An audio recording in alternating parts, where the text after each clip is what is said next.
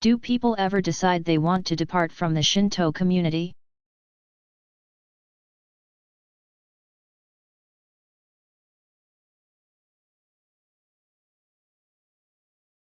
Membership in traditions so closely identified with ethnicity as Shinto has a great deal to do with trends in society generally. That is of course true of most religious traditions. But here there are several features about Shinto worth noting. Japanese ethnicity does not imply adherence to Shinto beliefs and practices any more than Jewish ancestry implies that an individual actively participates in Judaic religious traditions. Shinto is integral to the fabric of Japanese life. Large numbers of Japan's present population do not engage in regular Shinto rituals at all. And many others are very selective as to their involvement. But that does not imply a deliberate choice to reject the ancient traditions as such. It does, however, underscore the impact of cultural and social change on all things traditional. Shinto tradition calls people to unhurried, careful attentiveness to the mysterious details of life. In a fast-paced, often tumultuous world, the drumbeat of change can easily drown out the sound of the drums that announce the beginning of a sacred ritual.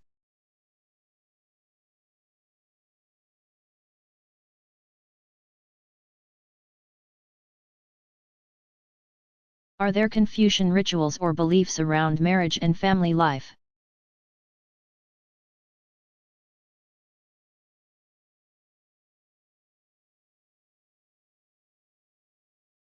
Confucian tradition, Chinese tradition in general, really teaches that marriage is meant to perpetuate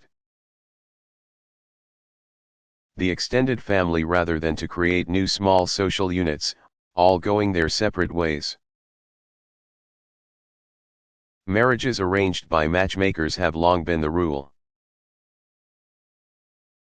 complete with elaborate astrological calculations to assure cosmic compatibility.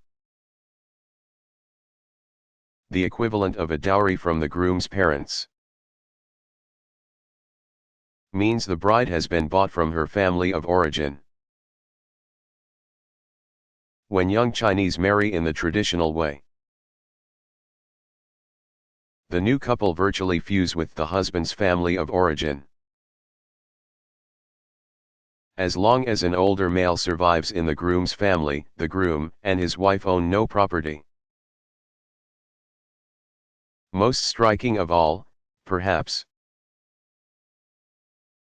is that the bride no longer makes ritual offerings to her own family, but only to her husband's ancestors.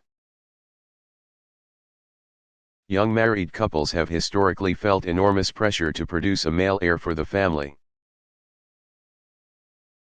Traditional Chinese marriage rituals have not generally been considered sacramental as in some other traditions. Nor is marriage a purely civil matter, for the family is the custodian of the sacred in Chinese tradition.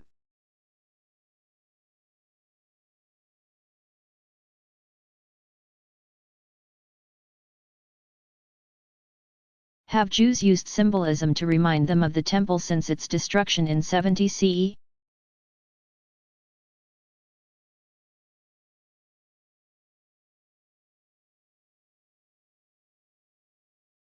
Many illuminated manuscripts of the Bible and other important Hebrew texts have included a 1 or 2 page spread depicting the various implements or ritual objects once used in the temple. These pages show all of the more portable items mentioned in the text of Exodus 25-30. They include, among other things, the tablets of the law, the menorah,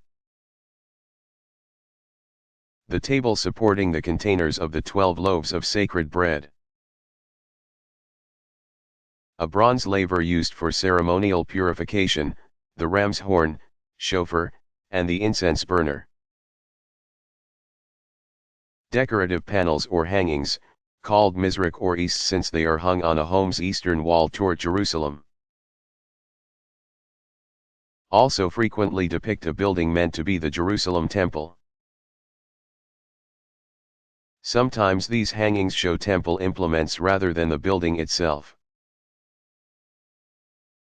The mizrach is a reminder not only of the ancient temple,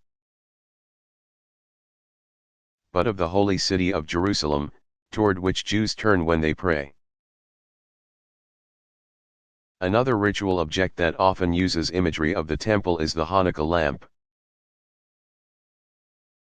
Though some lamps look very much like the standard 7-branch menorah,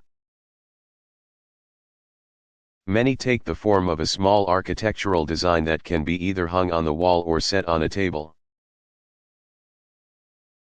The architectural imagery sometimes depicts the back interior wall of a synagogue, with its arch flanked by two pillars meant to recall the two pillars of the temple representing Boaz and Jachin. Sometimes the Hanukkah lamp bears an elaborate architectural facade. The metalsmith is version of what the temple looked like.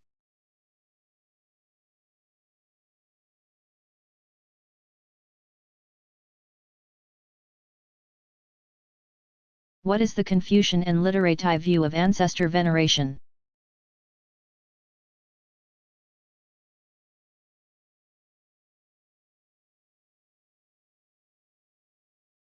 Confucius did not invent ancestor veneration, but his teaching placed great emphasis on the practice. Already a millennium old by Confucius' time, ancestor veneration had much to do with the rather utilitarian belief that malcontent spirits of the deceased could cause great trouble. Better to attend to their needs before they became disgruntled. But Confucius stressed a more positive note of reverence for those who have gone before, and of maintaining connections with one's sacred past. So much of what we are is our history. In Korea, descendants of the Yi dynasty still gather annually to perform memorial rites with full traditional costume and music. This Yi dynasty association maintains dynastic memorial tablets in an ancestral shrine in Seoul called Gongmyo. To each of the 18 major Yi rulers enshrined there, the worshippers offer 3 cups of wine and choice food. Scholars often credit Confucian influence in Japan with the continued prevalence of ancestor veneration there.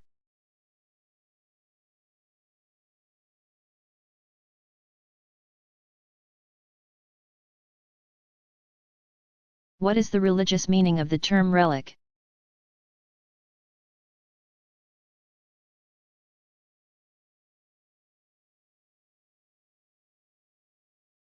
A relic is a physical reminder of the ongoing spiritual presence of some important religious figure. In that sense, one could say a relic is a type of sign. The most important relics are generally portions of the bodily remains of the holy person, including bones or bone fragments, teeth, skulls, cremated ashes, or even fingernails.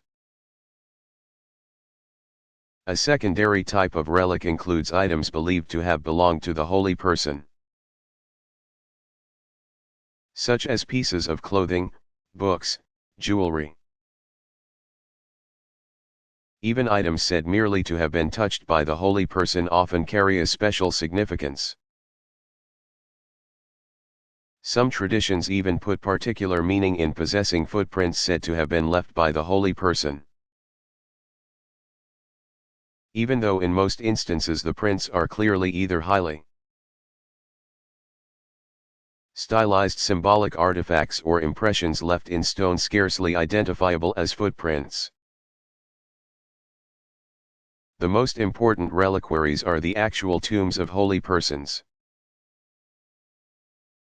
Assuming the remains were never removed in the interest of creating multiple relics to be spread abroad.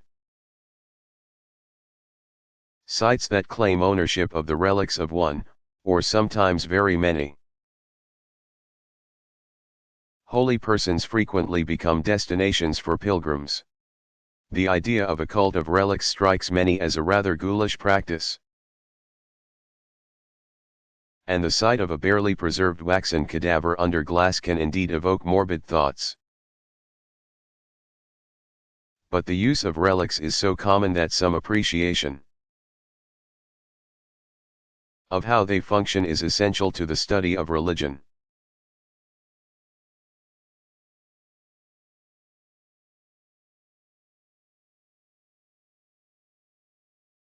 What is the religion on the silver screen?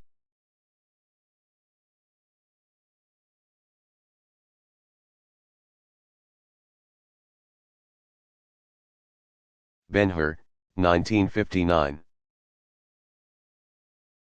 The third film version of the Lew Wallace classic stars Charlton Heston in the role of a Palestinian Jew battling the Roman Empire at the time of Christ. The breathtaking chariot race is spectacularly conceived and filmed.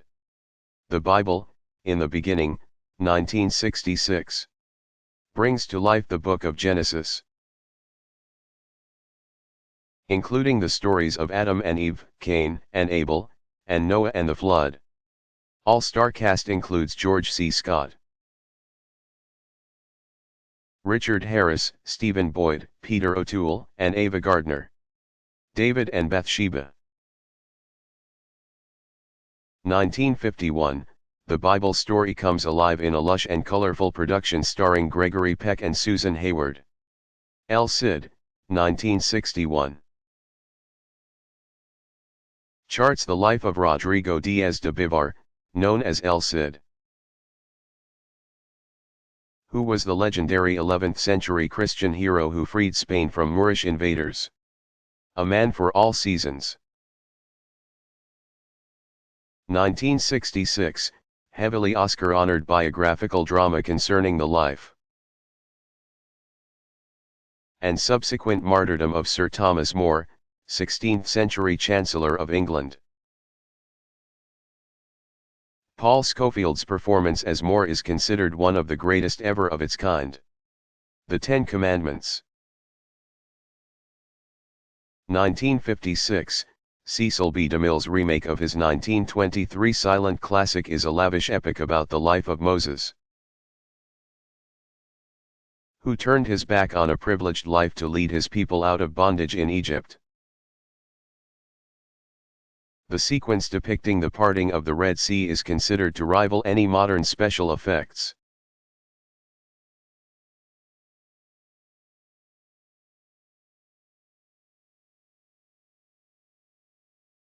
How important are dreams and visions in Jewish communication with the spiritual realm?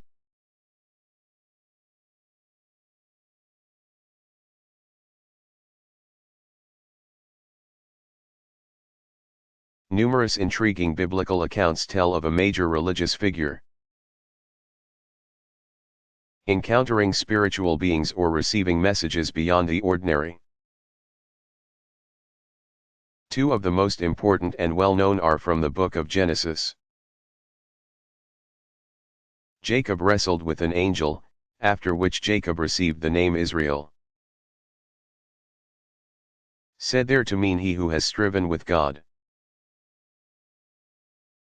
Joseph dreamed that the stars, sun, and moon paid him homage. Eventually he realized that the heavenly light symbolized his family members, who would come to acknowledge his position of authority in Egypt. In Exodus, Moses encountered God at the burning bush and as a result accepted his commission to confront Pharaoh on behalf of the Israelites. Several other major biblical figures among the patriarchs and during the time of the judges and early monarchy experienced dreams or visions. The great writing prophets often describe in auditory terms their reception of the message they are to speak. Thus says the Lord. But some of them also record impressive visual experiences. Isaiah characterizes many of his revelations as visionary, as does Jeremiah, though less frequently. Ezekiel in particular uses strikingly vivid images of visionary experience. From the 4 living creatures to the valley of the dry bones to the highly detailed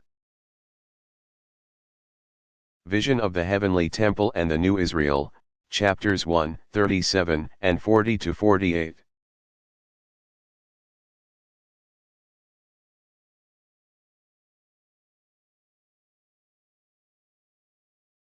Have martyrs ever been important in Islamic history?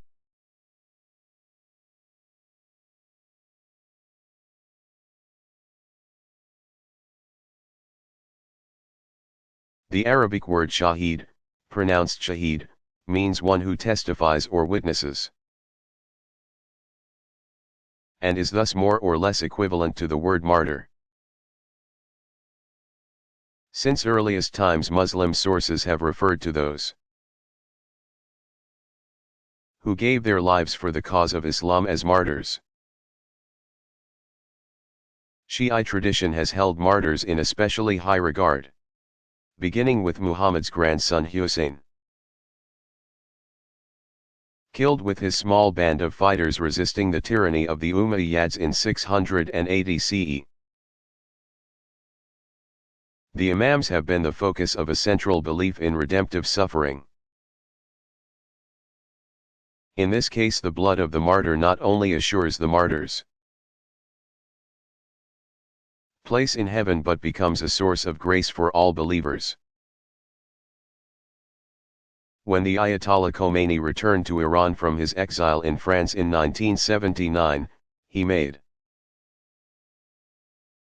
his first major address in a cemetery called the Paradise of Martyrs, associating the revolutionary struggle of 20th century Shiite Iranians with that of the proto-martyr Hussein. Placing such value on martyrdom does not imply that Shiites or other Muslims are eager to die. It means that some Muslims, like believers in several other traditions, value their faith and are willing to give their lives for it.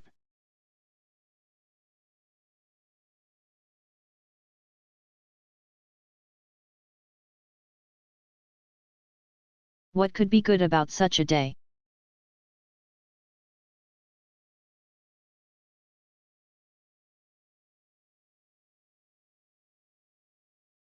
It represents the ultimate sacrifice by which God redeemed the world through the offering of the only Son. For Christians, this is at the heart of the mystery of salvation. Special services acknowledge the sanctity and somber nature of the occasion. Some churches feature an extended reading of one of the Gospel accounts of the Passion and Death of Jesus, while some perform classic musical settings. Others commemorate the events of the day with a ritual called the Stations of the Cross, the 3 hours ritual recalling the time Jesus spent on the cross, or by reenacting Christ's deposition from the cross and burial. Pilgrims to Jerusalem on this day participate in a lengthy procession through the streets of the Old City, retracing, at least in part, the steps of Jesus toward Calvary or Golgotha, the hill of the crucifixion. In liturgical Western churches, the day ends with the stripping of the altar, leaving a bare table and an empty tabernacle, where the consecrated bread is ordinarily kept, as symbols of mourning.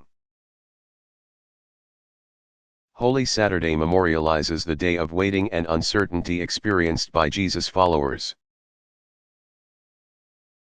who hoped his predictions of a victory over death would prove true. Some churches celebrate a special ritual on Saturday at midnight or earlier in the evening in anticipation of Easter.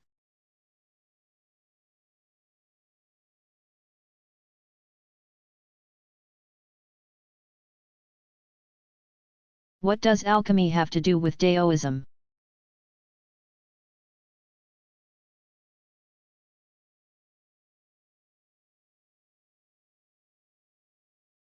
A complex system of practices known as outer, Nei Dan, and inner, Wei Dan. Alchemy developed for the purpose of allowing practitioners to achieve earthly longevity and perhaps complete immortality. While the outer form works with chemicals and other substances, the inner form focuses on cultivation of the divine within each person by a variety of techniques. The goal is to transform all three of the individual vital forces into the pure spirit called Shen. Daoist alchemy consists of countless intricate formulas and recipes involving cinnabar, jade, and gold. Initiates must virtually soak enough of these elements into their systems to render the body indestructible. A method called gold cinnabar Daoism spells out the details of a technique shared by various schools of alchemy. A regimen of physical exercises called Qigong, now even more popular than Tai Chi Chuan, is historically related to classical Daoist inner alchemy. Requirements such as the consumption of specific numbers of potions and pills on devilishly difficult schedules make the goal all but impossible to reach. But if the pharmaceutical demands were not enough, there is an even more elusive ethical component. For example, a person who desires immortality must perform an uninterrupted chain of charitable acts. 1200 according to one ancient source. One stumble invalidates the process and requires a fresh start. Descriptions of Daoist alchemy too often leave out this ethical component, a feature that says more about the underlying spirit of the quest than any mere list of chemicals can begin to suggest. Although it is easy enough to see how an alchemical search for immortality could easily deteriorate into a crassly magical pursuit, the classical sources still have the power to remind one that beneath it all is serious insight into the human condition.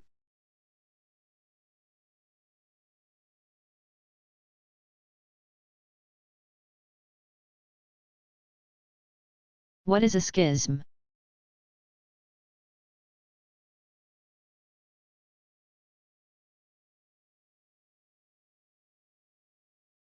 Schism comes from a Greek word, schismos, that means a rupture, break, or tear. Though strictly speaking the term has been used technically to refer to events in the history of Christianity, it can also be useful in understanding similar changes in other traditions. A schism occurs when a faction within a larger religious community decides to break away and assert its independence from the main body. Impetus for a separation may also originate with the parent group censuring a minority and demanding that they either change their position or depart. The result can be the creation of more than two subgroups. Reasons for schisms are often ostensibly doctrinal, one group insisting that it cannot Affirm some religious claim that the main body has declared essential to membership. However, since all theological issues ultimately have social and political implications, such changes are seldom purely theological. Ethnic divisions have been responsible for a number of important schisms. Some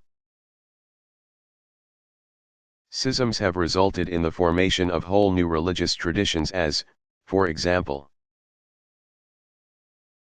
Christianity's emergence from Judaism or Buddhism's development out of Hinduism. Other yield sub-traditions that continue to identify themselves as members of the larger religious community. But just as often the parent group wants nothing further to do with the schismatic group, and the feeling is frequently mutual.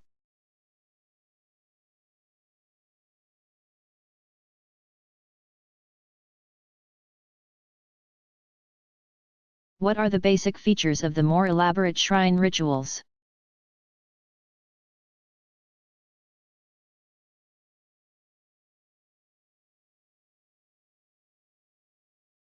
Larger rituals typically include 4 features.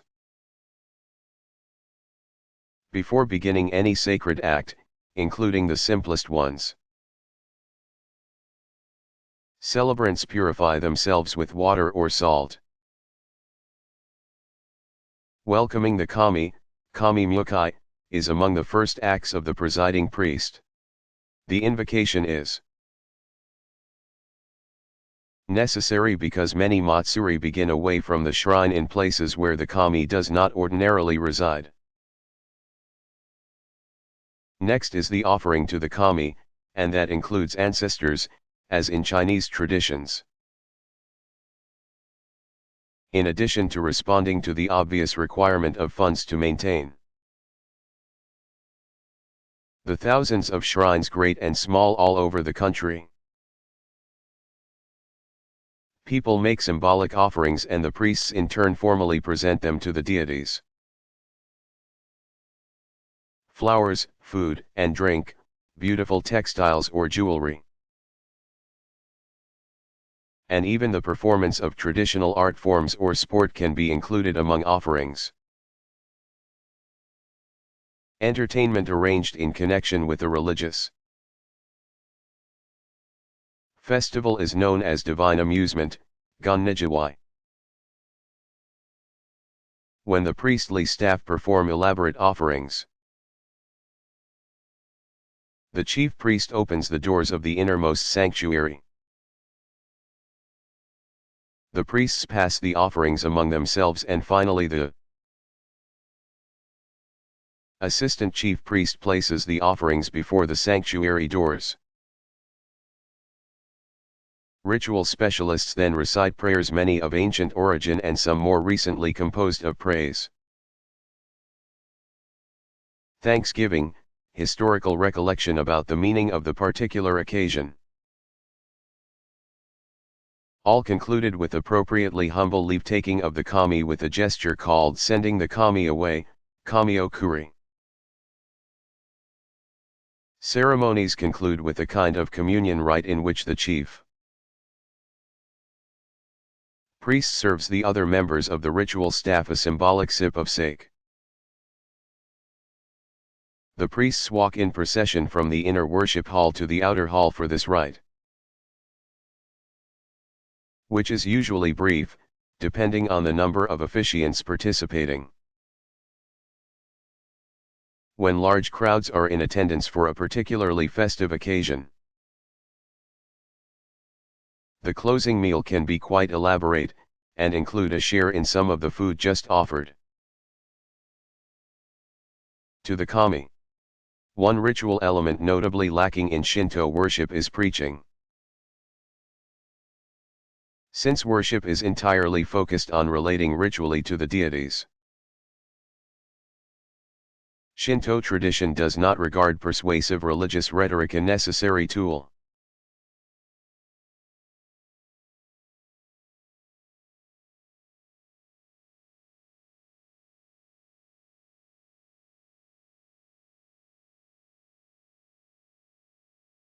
What distinguishes charismatic Christians from others?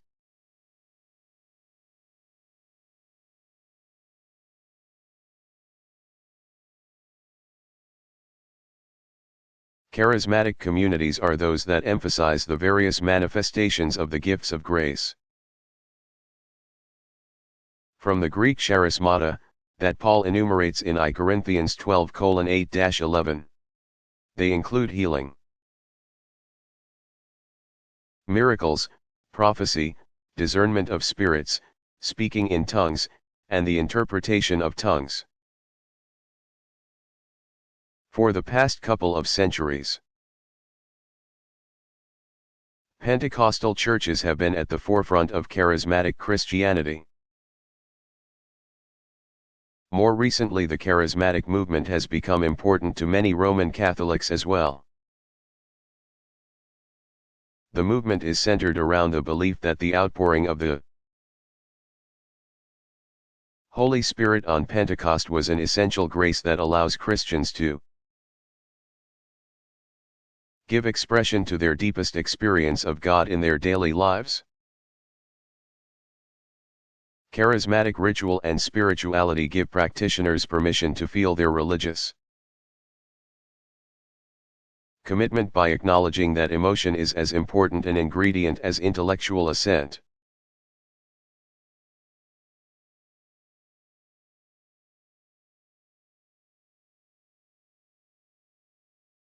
What kinds of special ritual objects figure in Shinto worship and prayer?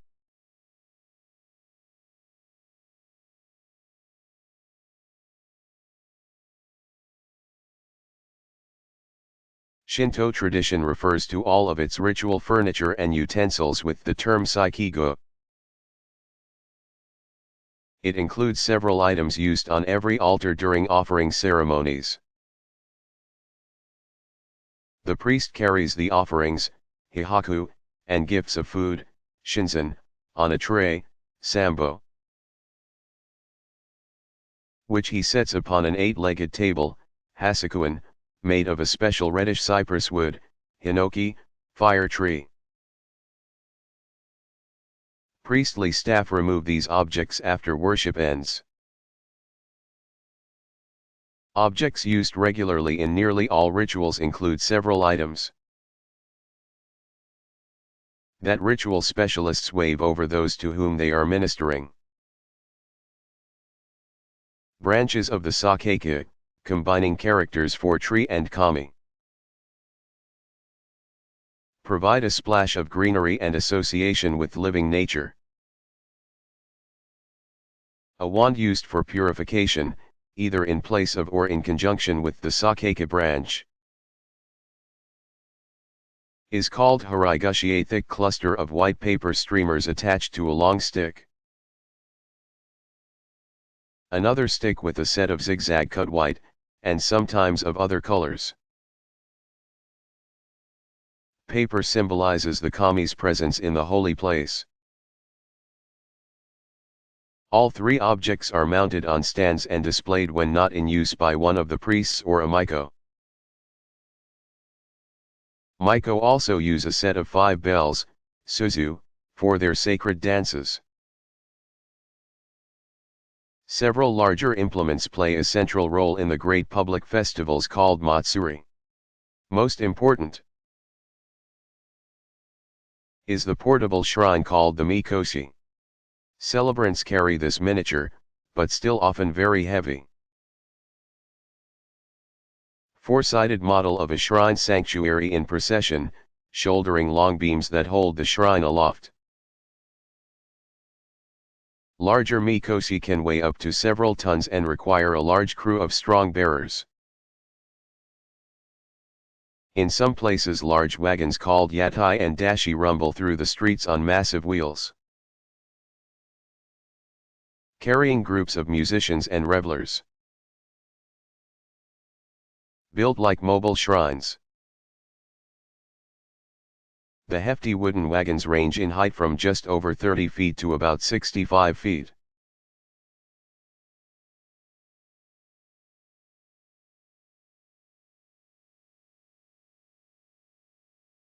Is there such a thing as a Christian saint?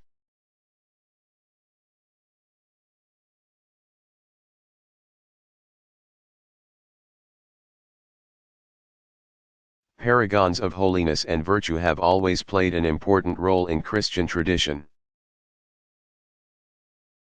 The Old and New Testaments describe hundreds of outstanding models of the life of faith. Different churches have had various ways of acknowledging sanctity in historical individuals.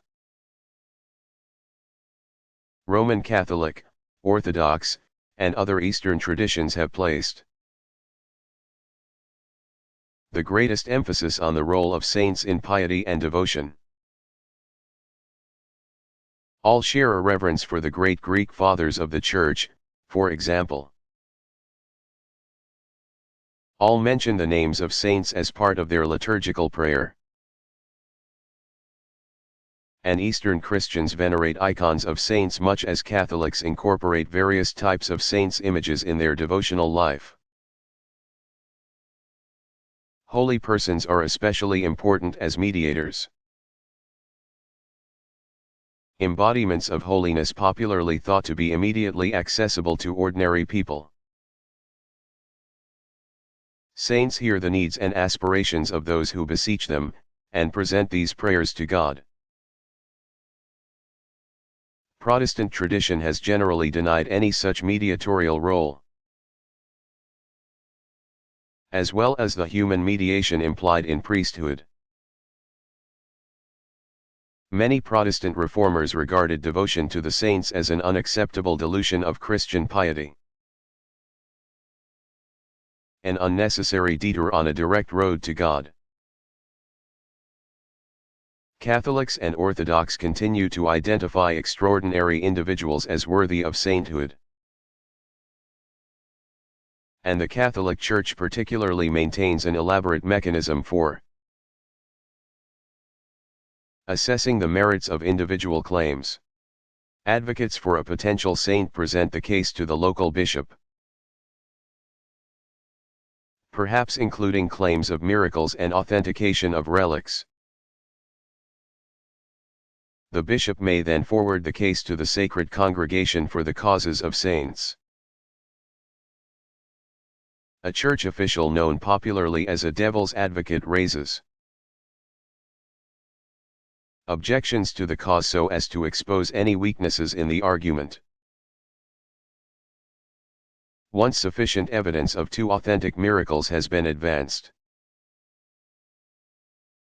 the Pope may declare the person blessed in what is called a beatification ceremony.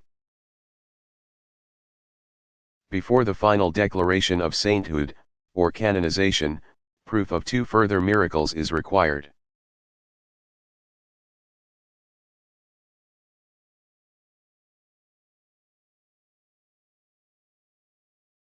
What do the terms diaspora and aliyah mean?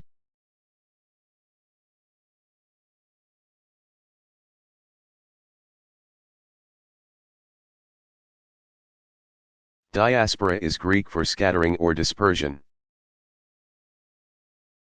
It refers to the growth of Jewish communities, at first throughout the Middle East, and eventually throughout the Mediterranean and the world at large. Some diaspora communities were the indirect result of the persecution and exile of Jews, not only from the eastern Mediterranean, but from numerous sites throughout the greater Mediterranean basin. In other words, Jews have experienced dispersion after dispersion. Aliyah means going up.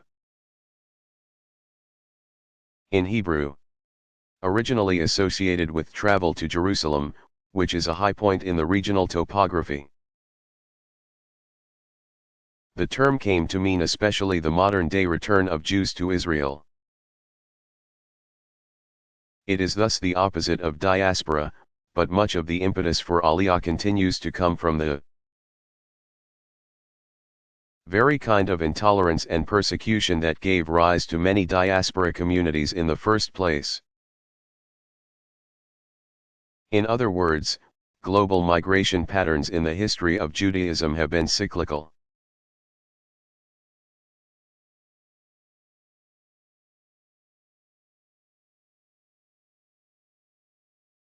What signs or symbols might identify someone as a deist or practitioner of CCT?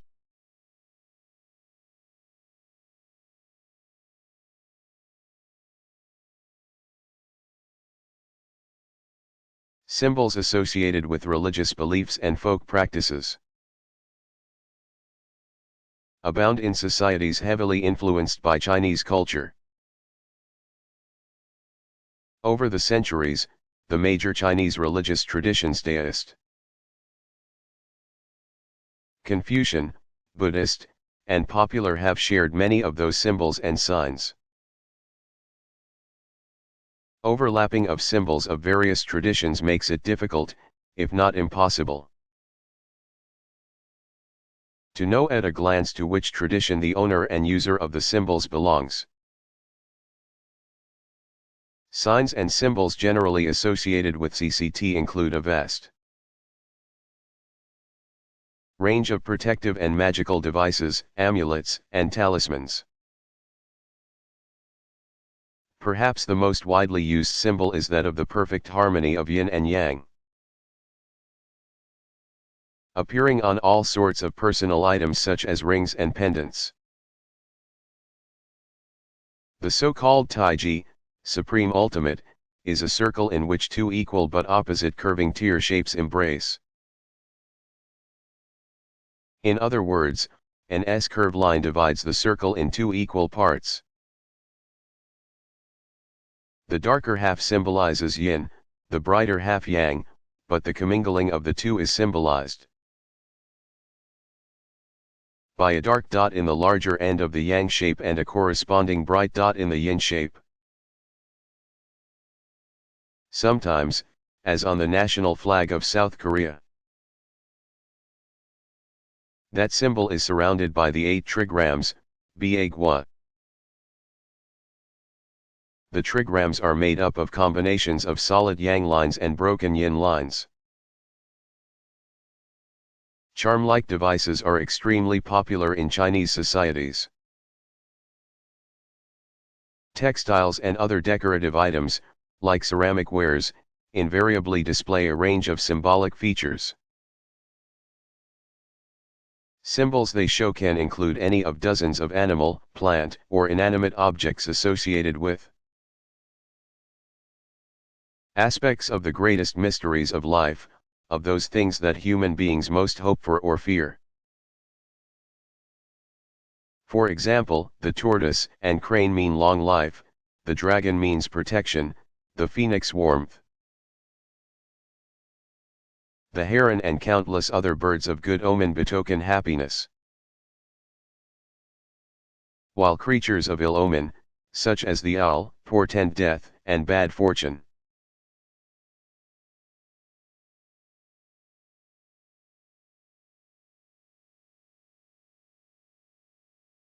Are there religious hierarchical structures in any branch of Hinduism?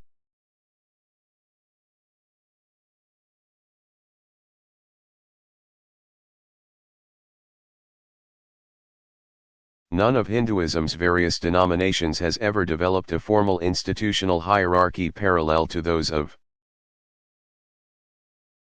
for example, Roman Catholicism or Shiite Islam. But there have been de facto social rankings in which some representatives of the tradition have very definite priority. In Vedic times, there were at least 7, and perhaps as many as 16 different types of priests, distinguished according to specific function in the Vedic sacrifice. Among them were the Brahmins, the one category of priests that has retained its influence over the centuries. Hindu religious hierarchy has generally ranked its specialists according to learning, with teachers and guardians of tradition, such as gurus, acharyas, and pundits, ranking high on the list. Historically, figures called the Purohita served as high priests at the courts of Hindu monarchs. That individual's role was to protect his royal patron through ritual and teaching, as well as by his spiritually potent presence. In modern times, the Purohita has become the family priest, charged with keeping caste and ritual practices intact. Temple priesthood staffs typically have chief priests, who supervise the overall running of the temple rituals.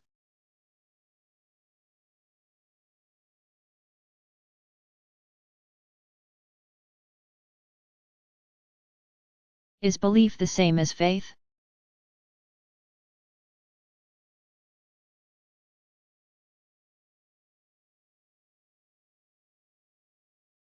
There is a distinction between belief and faith. Belief, understood either generally or as a reference to a particular tenet, refers to the content of a tradition's central teaching. When believers recite a creed, for example, they affirm that they share a certain set of beliefs. Faith is the act or process of relying on or assenting to realities that one might not be able to prove as easily as one might like. People talk about acts of faith and often describe faith as a leap into the unknown,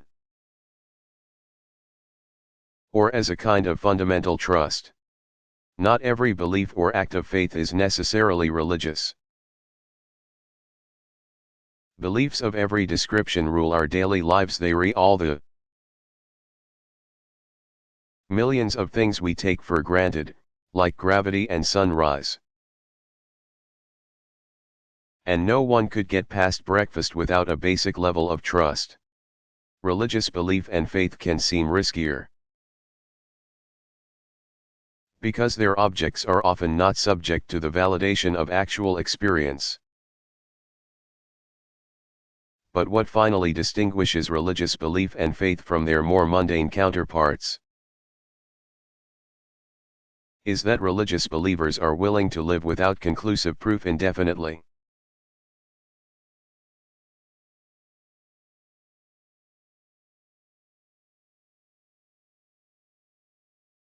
What are some basic Hindu ethical considerations?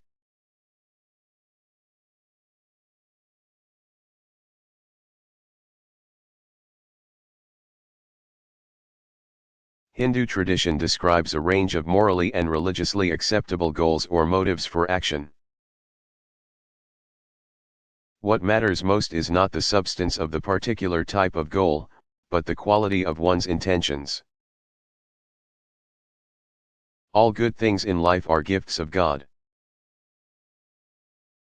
One has only to learn how best to use and value them. In the greater scheme of things, 3 of the 4 major goals are means rather than ends in themselves. Even so, a devout Hindu can pursue them with vigor and determination, as long as the pursuit is balanced and not obsessive. Most fundamental is the goal of Dharma, the quest for one's own individual ethical calling in accord with the cosmic law that holds all things together. Personal justice and righteousness are the cardinal virtues. But wealth, material success, power, and social status, artha, are also worthy goals, so long as one keeps them in perspective. People who use their worldly success in ethically laudable ways are exercising responsible stewardship and can make wonderful things happen for the benefit of many. In addition, a devout Hindu can enjoy to the full all of life's legitimate pleasures,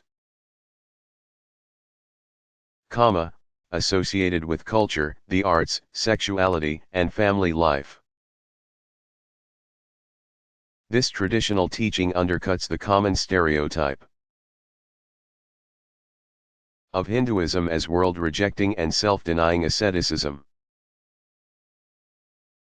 On the other hand, the opposite stereotype that identifies Hinduism as the kind of wild-eyed lust sometimes associated with the Kama Sutra is equally inappropriate. Ultimately, Hindu tradition teaches the sincere seeker will find that none of the first three goals offers permanent satisfaction. What remains is the quest for final liberation from the enslavement that goes with even well-moderated attachments. Moksha, meaning release, is the only goal worthy of being considered an end in itself.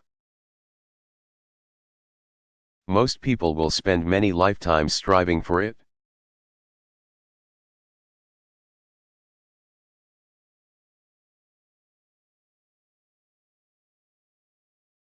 What is excommunication or religious banishment?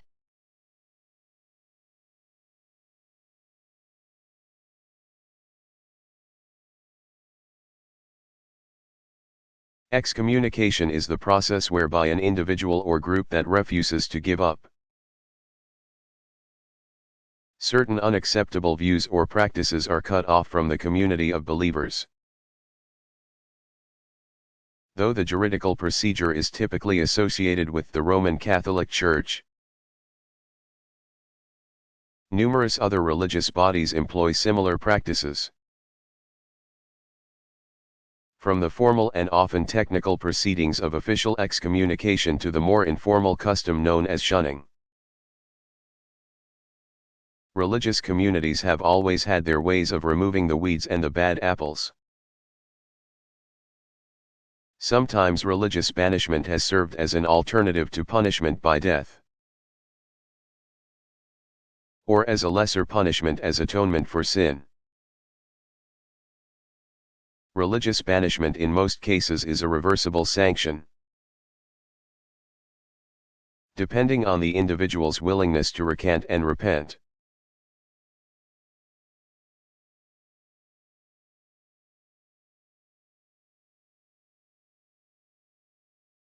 What are some helpful clues for understanding Buddhist iconography?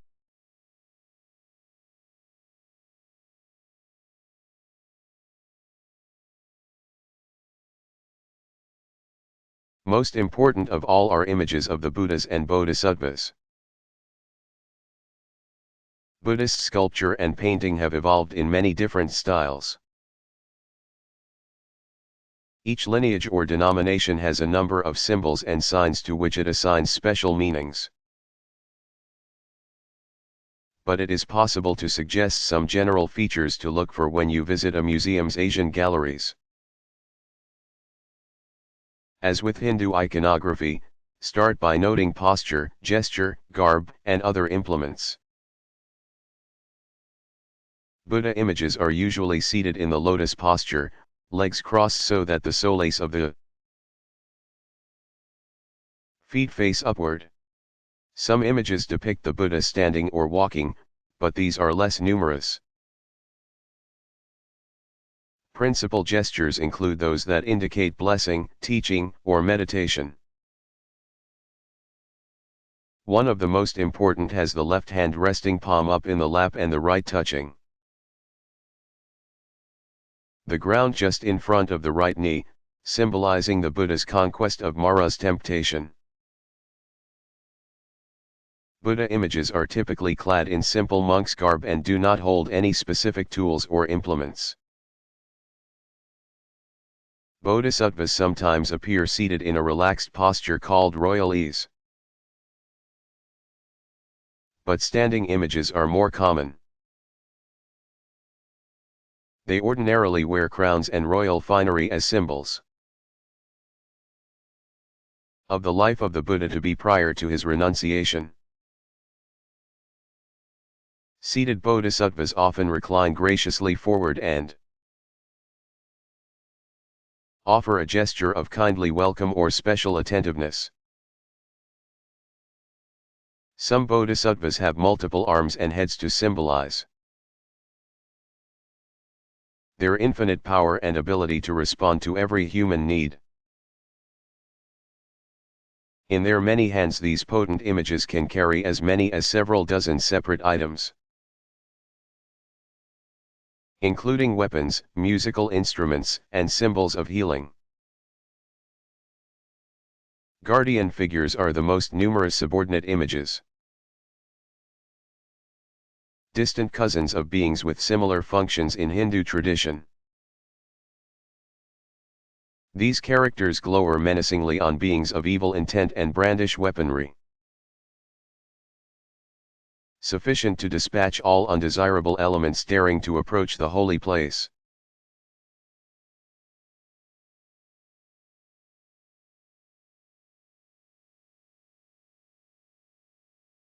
Are there any organizations or institutions that have their own distinctive structures of leadership within Confucianism?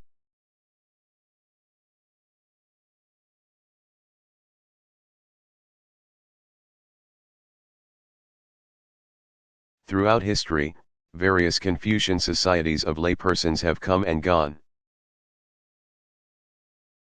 Few of those have been more than local or regional. But since the Confucian community is composed exclusively of laity, there has been no Confucian priesthood, no religious orders, and no monastic life. The single most important organizational structure has been that of the literati class. With its elaborate hierarchy and system of advancement determined by examinations. Apart from that, Chinese authorities have often regarded as subversive all attempts to form separate groups within society as a whole. There have been times in Chinese history when prominent literati have withdrawn from society, opting for the eremitical life.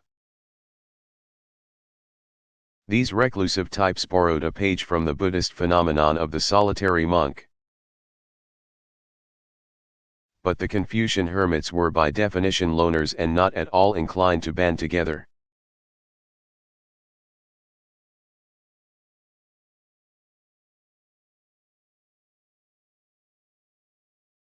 Do Muslims allow interfaith marriages?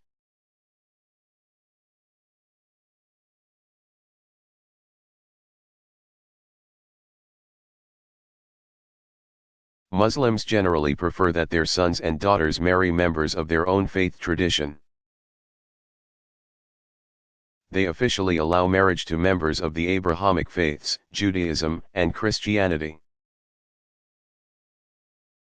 But most still consider it acceptable only for Muslim men to marry non-Muslim women.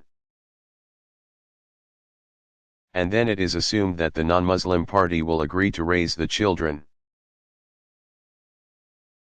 as Muslims.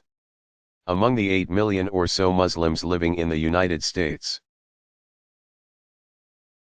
the practice of Muslim women marrying non-Muslim men has been increasing somewhat lately.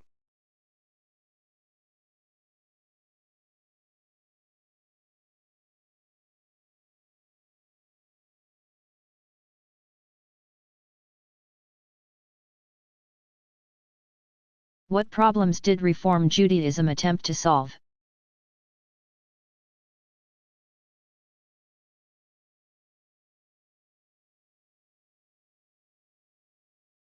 Many German Jews of the early 1800s began to feel that the tradition-bound approach of Orthodox Judaism was losing touch with life in rapidly changing societies. Reform, alternatively called liberal or progressive, leaders began by seeking to adapt prayer and liturgy to the needs of people less able to follow them meaningfully in Hebrew. Ideas from the Enlightenment, Haskalah, that informed further developments were Moses Mendelssohn's 1728-86, Principles of Rational Religion, the existence of God, divine providence, and the immortality of the soul. Reform was a grassroots movement initiated by lay people and only later enjoying rabbinical support. A student of Mendelssohn, David Friedlander, 1756–1834, launched the movement by replacing Hebrew prayers with German and replaced the Jews' plea for the restoration of Israel with hope for global renewal. Samuel Holdheim, 1806–60, took liturgical reforms further in Berlin. And, with Abraham Geiger, 1810–74, instituted dramatic changes.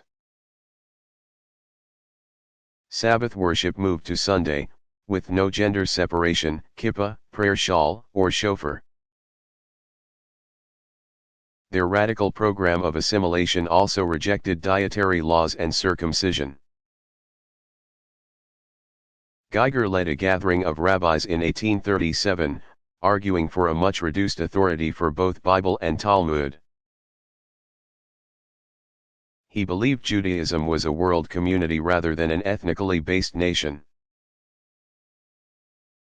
The World Union for Progressive Judaism is the movement's international umbrella organization. Several important developments have marked Reform Judaism in the United States. Reform theology regards Scripture as divinely inspired, rather than directly revealed verbatim, and subject to the interpretation of each individual. In 1885, the Pittsburgh Platform altered ritual practice by doing away with strict dietary regulations and ancient codes of priestly purity. Reform Jews believe in the immortality of the soul, but not in bodily resurrection. Numbering about 2 million, they are the largest Jewish community in the United States, gathering in some 900 synagogues or temples.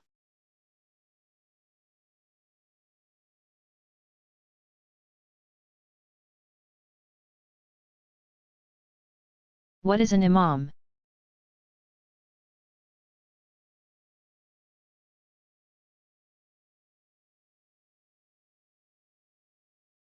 In Arabic, the word imam means one who is in front. Three distinct meanings are attached to the term. First, and most commonly, imam refers to the individual who leads the ritual prayer in the local mosque. Any mature adult can fulfill the role, and members of local communities frequently share this responsibility. Women may lead prayer and preach to groups of women only. Once local communities become large enough to have the necessary funds, they typically hire a religious scholar to serve as full-time spiritual leader with the more official title of imam, with a capital I. An imam's overall function is roughly similar to that of the pastor of a parish church. He counsels, visits the sick, performs funeral services, and generally administers the affairs of the mosque. To assist him in his work, the community often hires secretaries, directors of education and other services, and teachers, if the mosque sponsors a school. Second, important spiritual and intellectual leaders throughout Islamic history have gained the title imam in recognition of their prominence and accomplishments. In those instances, the title is honorary rather than functional. Finally, the term imam refers to the individuals whom the various Shiite communities regard as special spiritual descendants of Muhammad. This narrowest of the three meanings is applied and interpreted in different ways by the major Shiite groups, 12ers, 7ers, and 5ers.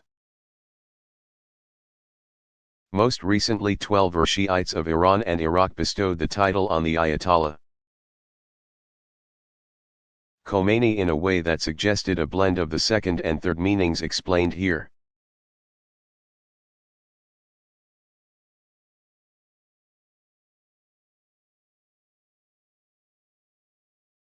So what happens in Buddhist mysticism?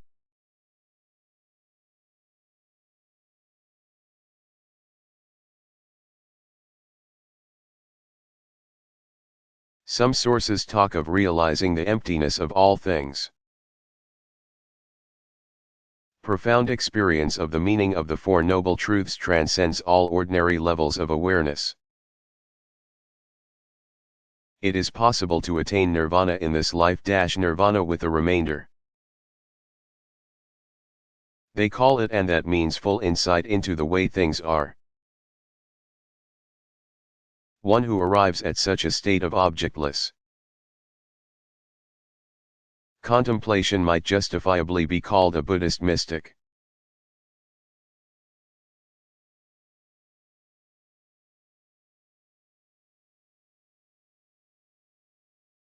Do Confucians pray in any particular language?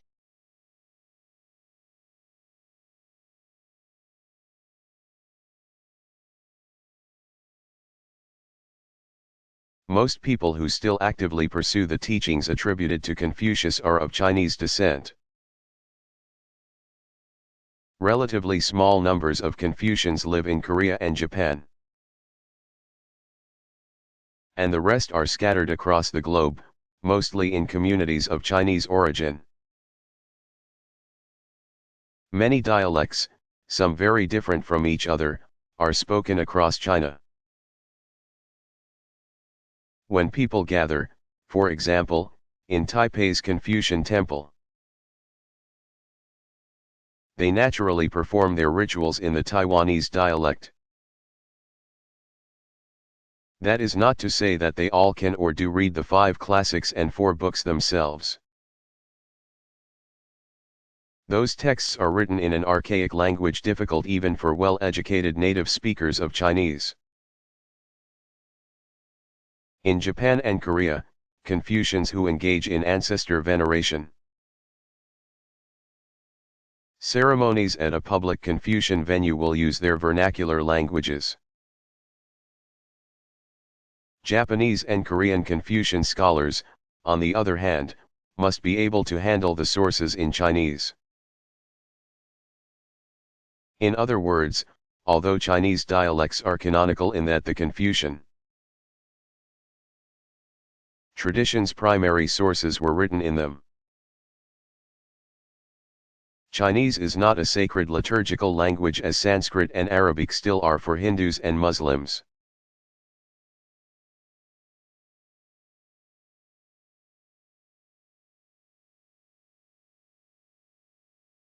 Who are Vajrayana Buddhists?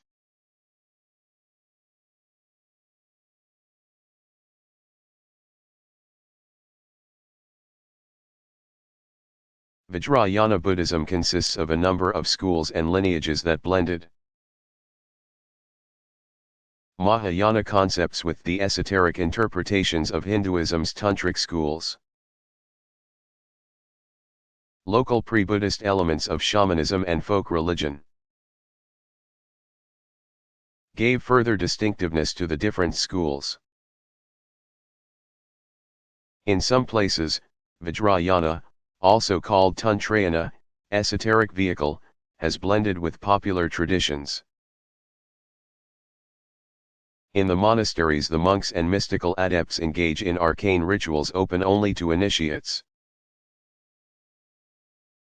But the monks also minister to the public through more accessible teaching and worship.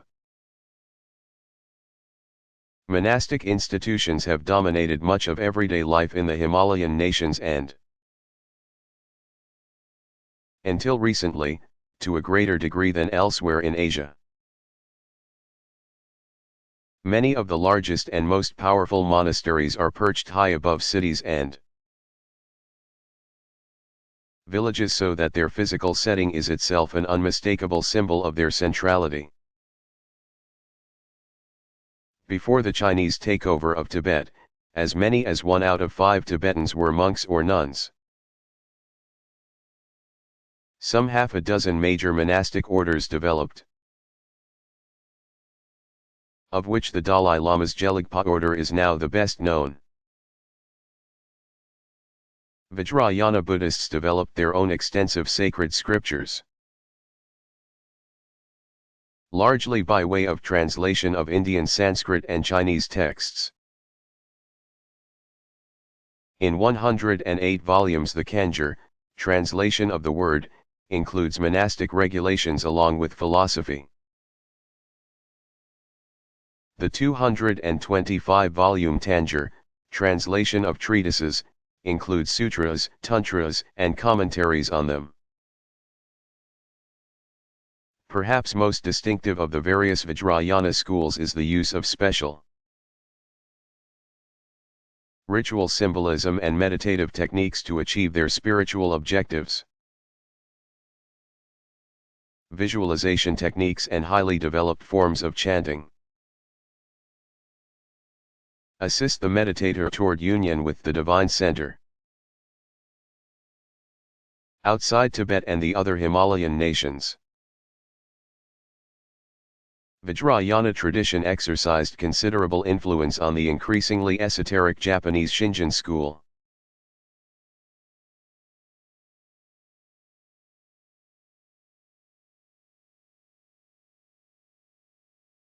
Are there any signs or symbols that might identify an individual as a Muslim?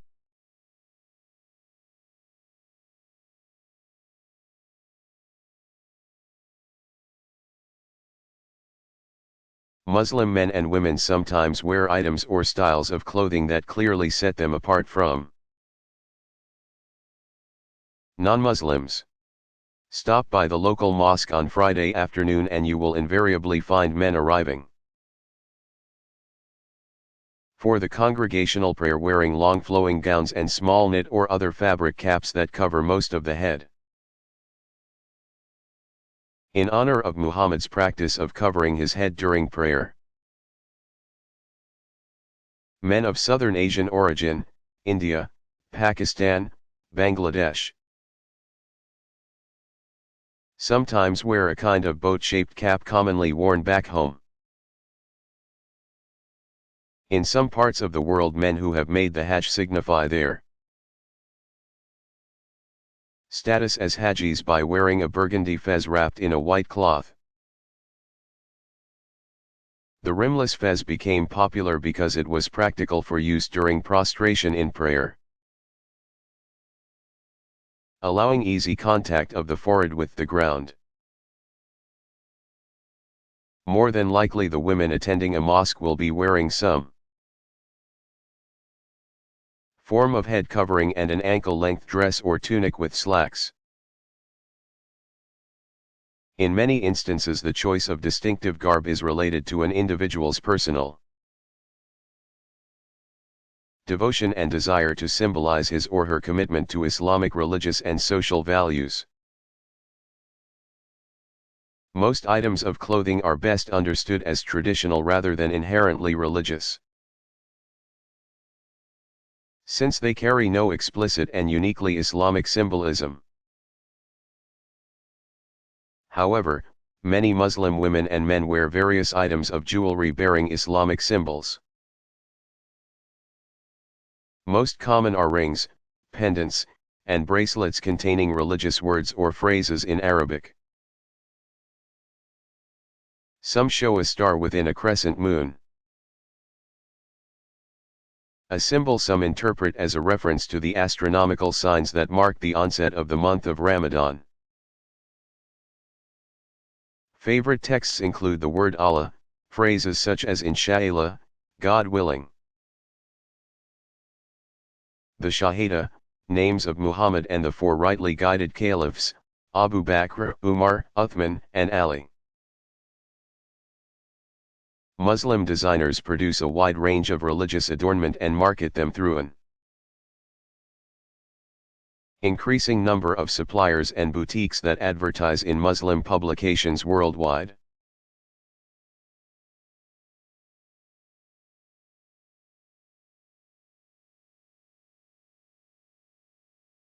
Do Christians have a holy city?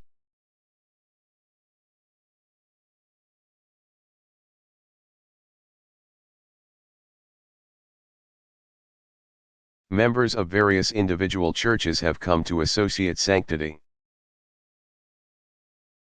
with a number of places uniquely important for their traditions. For Mormons, several sites along the church's difficult path from New York to Nevada are holy in retrospect, as well as nostalgically sad, because they represent places from which Mormons were expelled or where they were persecuted. Above all stands Salt Lake City, founded by Brigham Young, and seat of the church. Geneva remains a city with overtones of sanctity for Christians of Calvinist traditions. For Western Catholics, Rome is especially holy because of its place at the center of the Church's entire history and because it is Catholicism's administrative home. But perhaps the majority of Christians consider Jerusalem the only genuinely holy city, and regard the surrounding territory as the Holy Land.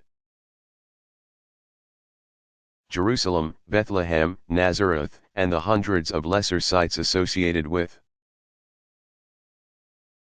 the life and death of Jesus remain for many a source of spiritual strength and hope.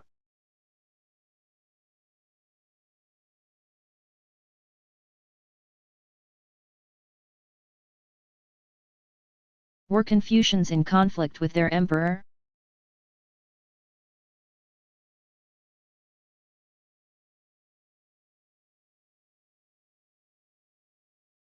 In 213 BCE, Emperor Qin Shi Huang accepted the recommendation of his prime minister, Li Si, that all books except the history books about Qin be burned. Li made this recommendation to strengthen Qin's authority and to give him greater control over the scholarly class. All the books of lyrics and the writings of the various schools of thought were to be brought to governors of prefectures for burning, those who had these books and would not burn them within 30 days were to have their faces branded, then be sent to labor for 4 years on the Great Wall. Those who dared to talk about these books were to be executed. Those who quoted the past to criticize the present were to be killed together with their entire families. Those who knew of and did not report violations were to suffer the same punishment. The only books that were not to be burned, apart from histories of Qin, were books on medicine, divination, and tree planting. During the next year, 212 BCE, some Confucian scholars and magicians talked among themselves, accusing the emperor of being power-hungry, prone to kill and punish, and neglectful of intellectuals. When Qin Shi Huang learned of their dissent, he ordered a thorough investigation, during which the scholars blamed each other, rather than admitting to the criticisms. Finally, it was discovered that more than 460 scholars were involved. Qin Shi Huang ordered them all buried alive in the capital.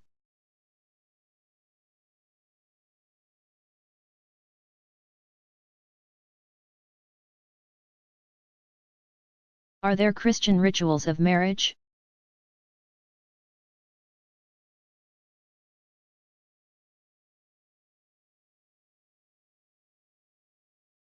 Most Christian communities have developed some form of ritual, however brief or simple. to acknowledge and bless the union of two people in matrimony. Marriage ceremonies can occur in church, in the home, or in some place chosen for its beauty or romantic appeal, such as a garden.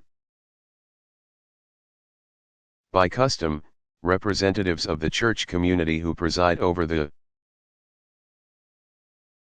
ceremonies typically function as the primary witnesses of the union and sign the marriage license that is then filed as a legal record of the marriage. In that capacity, ministers and priests are acting as representatives of the civil authorities as well. But the ceremony emphasizes the religious context and divine sanction of loving union. Religious weddings often include readings from Scripture. Perennial favorites are Genesis 2:18-25 on Adam and Eve, and Paul's splendid description of true love in I Corinthians 13, as well as brief homiletical reflections and exhortation to the new spouses. Catholics, and Eastern churches that call the ceremony the crowning, generally situate weddings in the context of the Eucharistic liturgy. Christians generally believe that the couple themselves effect the marriage and that the officials and assembled community are there to witness and support their union.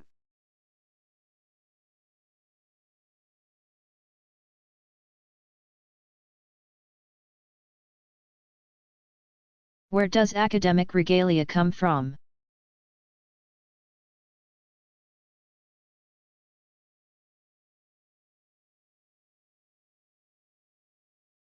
Early, every student who graduates from high school or college makes a passing connection with Confucian tradition. Academic robes with their wide flowing sleeves are at least vaguely similar to those worn by Confucian ritual leaders even today in places like Taiwan and Korea when they celebrate the master's birthday or honor royal ancestors. But one look at the headgear and the viewer knows instantly where the so-called mortar board came from. Principal participants in important Confucian rituals sport large flat rectangular boards worn with flat sides rather than corners, as in common graduation practice now, facing the wearer's front, back, and sides. Confucian mortar boards outdid modern ones in ornamentation, with rows of tassels all along the front and back edges.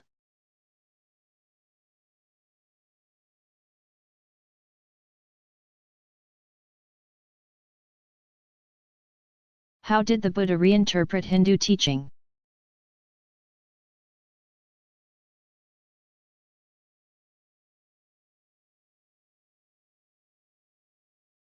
Key notions Siddhartha learned as a young Hindu included those of karma, action; dharma, law; samsara, cycles of rebirth; and moksha, final liberation. Most Hindus of his day understood the concept of karma as external ritual action performed in the hope of tapping into divine power. Some religious thinkers were beginning to suggest that, along with ancient Vedic ritual under the direction of the priestly class, the acts of individual people might also influence their spiritual as well as material prospects. Others, like the Buddha, took their questioning of the old ways much further. They began to spiritualize the law of karma, explaining that choice and intent were more important than outward deeds. Along with their reinterpretation of karma, some contemporaries of the Buddha were also rethinking the Hindu concept of dharma. no longer merely the impersonal, inscrutable law of cosmic order. Dharma now took on a personal ethical dimension. In the Buddha's view, karma included all the results of each individual's choices. He emphasized the need to purify one's intentions of all self-centeredness.